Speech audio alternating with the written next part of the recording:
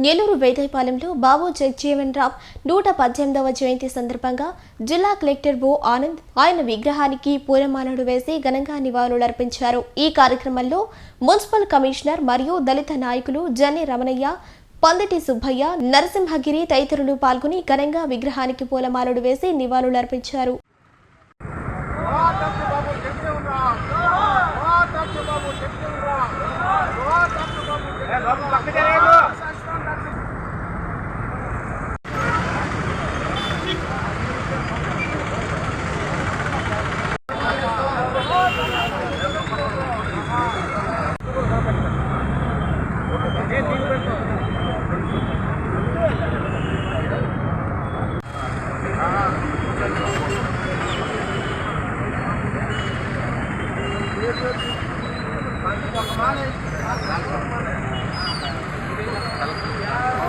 Programme కూడా నేను చేయడం జరిగింది. జిల్లా ప్రజలందరికీ కూడా చేస్తున్నాను. అదేవిధంగా ఆయన చేసిన యూపీ అసెంబ్లీలో పాల్గొన్నారు. అదేవిధంగా ఇండియాలో కూడా ఈ was part of the business ministry. అది కాబట్టి ఆయన చేసిన కృషి వల్ల చాలా వరకు సోషల్ జస్టిస్ అనే కన్సెప్ట్లో చాలా వరకు తీసుకెళ్ళడానికి అవకాశం ఉంది. జిల్లాలో కూడా చాలా ఎక్కువ మంది ఉన్నారు అది కాబట్టి ఖచ్చితంగా ఆయన తీసుకొచ్చిన సోషల్ జస్టిస్ అనే ప్లాన్ ఖచ్చితంగా అందరూ ముందుకు తీసుకెళ్ళాలి. భారతదేశంలో ఉన్నటువంటి అన్ని వర్గాల ప్రజలు ఒక పండగ, అది ఏప్రిల్ 5వ తారీఖున డాక్టర్ బాబు జగజ్జీవన్ రామ్ గారు మాజీ ఉప ప్రధాని ఈరోజు పుట్టినరోజు సందర్భంగా దేశవ్యాప్తంగా అందరూ ఒక పండగ జరుపుకుంటూ ఉన్నారు. మరి ఈ సందర్భంగా బాబు జగజ్జీవన్ రామ్ గారి జయంతి సందర్భంగా 118వ జయంతి వేడుకల శుభాకాంక్షలు తెలియజేస్తా ఉన్నాం. బాబు జగజ్జీవన్ రామ్ గారు అంటే ఒక చరిత్ర.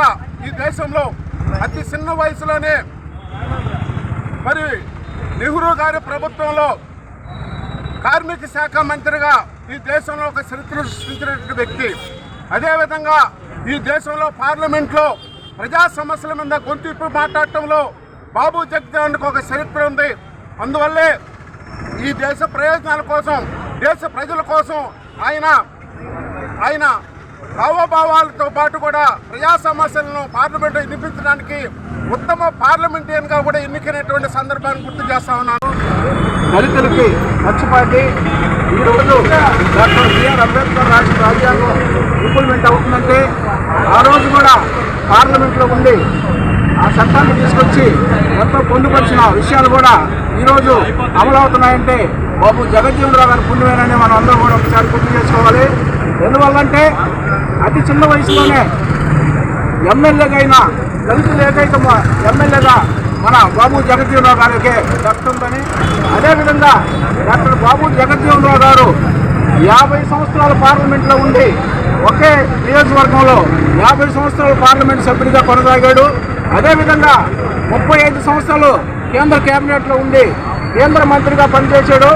అదేవిధంగా బాబు జగజ్జీవన్ రామ్ గారు చేసిన కేబినెట్ మంత్రులన్నింటిలో కూడా ఈరోజు ఎస్సీ ఎస్టీ ఉద్యోగస్తులు ఉన్నారంటే ఆయన చేసిన ప్రతి ఒక్క శాఖలో కూడా ఎస్సీ ఎస్టీ ఉద్యోగస్తులు అందరూ కూడా ఈరోజు ఉద్యోగాలు పొంది వాళ్ళు ప్రశాంతంగా ఉన్నారంటే అది డాక్టర్ బాబు జగజ్జీవన్ రామ్ గారిని ఒకసారి మనం గుర్తు చేసుకోవాలి.